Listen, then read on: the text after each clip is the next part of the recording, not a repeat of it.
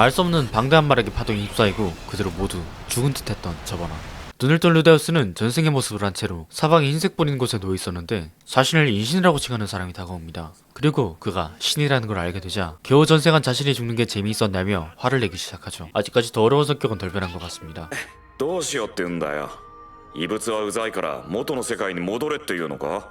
まさかこの六面世界以外の場所には僕だって送り返せないよ。 애니판에서는 나오지 않지만 이 세계는 여기 보이는 인신이 인간계를, 마신이 마계를, 용신, 수신, 해신, 천신, 무신이 각각의 지역을 지배하고 각 계 사이에 결계를 쳐두고 있었는데요. 없었습니다. 누군가가 인간과 용계를 제외한 세계를 멸망시켰기 때문이죠. そういうのは悪い竜神の得意とするところさ。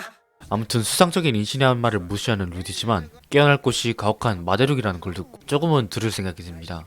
인신은 루디에게 눈을 뜨면 옆에 있는 남자를 의지하고 그 남자를 도우라는 충고를 해준 뒤 다시 알 수 없는 세계에서 깨어나는 루데우스. 인신의 말대로 루데우스의 몸은 그대로, 에리스도 옆에서 잠들어 있었고 길레는은 보이지 않는데 綺麗な 예전 록시에게 들었던 파란 머리와 이마의 보석, 딱 잔혹하다는 스펠드족처럼 생긴 청년이 있었습니다.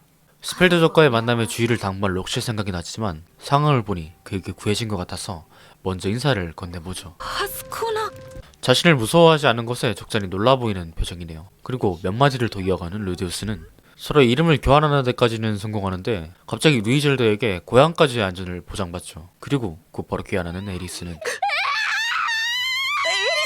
おはようございます。こちらは 떨며 길레누를 찾기 시작한 에리스를 어떻게든 빨리 진정시켜야 할 것 같은데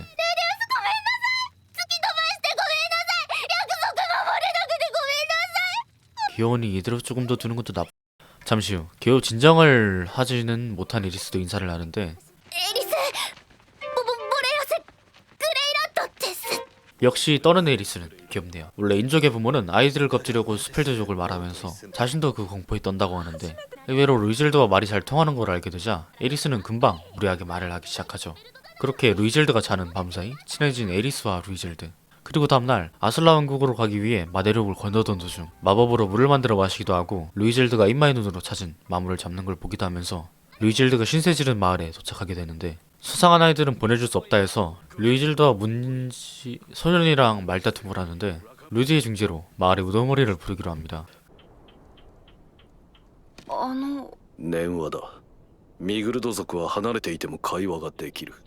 ミグルド族 분명 록시는 영화를 하지 못해서 마을 밖으로 나왔다고 했었던 것 같은데 록시와 같은 족인 게 더 확실해졌네요. 그리곤 족장이 금세 나오고 마시는 인사로 약간의 점수를 따는 루디우스. 長のロックスです。 인간어를 아는 족장이었습니다. 그때 루디가 찬 목걸이를 발견하고 어디서 거냐고 묻는 촌장님. 루디는 스승인 록시가 줬다고 하죠. ロキシーツエンケザにロキシーイントタクサギレイ 이렇게 생겨도 록시 아버지였습니다. 그리고 미래의 제 아버님이 얼떨결에 록시의 친구에 도착한 루데우스. 집은 땅을 파고 거북이 등껍질을 사용해서 만들었고 저기 밥을 하던 사람도 록시, 뭔가를 만드는 중인 사람도 록시, 임신을 한 사람도 록시. 여기 천국인가? 아버님의 말을 들어보니 록시는 44살 정도, 미글도족은 대략 200년 정도를 사니까 사람으로 치면 20대 초반 정도. 저랑 결혼하기 딱 좋아. 그리고 족장의 집에 들어가 식사와 함께 앞으로의 일을 생각하는데 음식을 먹는 루데우스의 표정이 썩어 들어갑니다. 마대륙의 땅은 마력에 모이기 쉬워 강한 만물이 많고 식용 가능한 식물이나 동물이 적어 인간 대륙에서 과자를 처음 먹은 록시가 다시는 마대륙으로 가지 않겠다고 결심하기도 했죠. 록시 부모님 눈물. 밥을 먹은 후 에리스는 어제부터 잠을 자지 않아 졸렸는지 루데우스의 무릎을 베고 잠에 듭니다. 에리스의 빨간 머리카락을 가볍게 쓰다듬자 간지러운 듯이 몸을 틀었다. 존내 귀엽네요. 인신이 언급했던 루이질드의 목적은 스펠드족의 악평을 뿌리채 뽑는 것. 하지만 같은 마종인 록시나 인간에게서 퍼지는 말을 봐도 스펠드족에 대한 공포는 뼈저리게 느낄 수 있었는데 でもスペルド族が戦争で敵味方区別なく襲ったというのは本当のことなんですよね。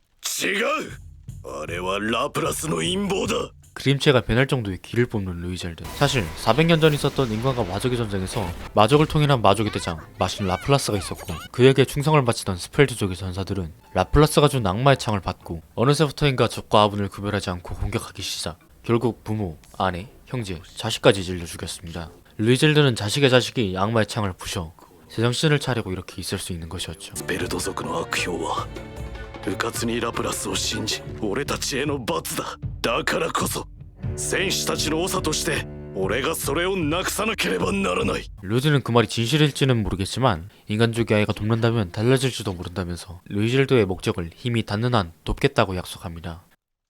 그리고 다음날 마을을 떠나려오는데 록시의 어머니와 아버지가 마중을 나왔네요. 젊고 예쁘시네요. 山も인락 산지구 아카구이비. 그래도 가능.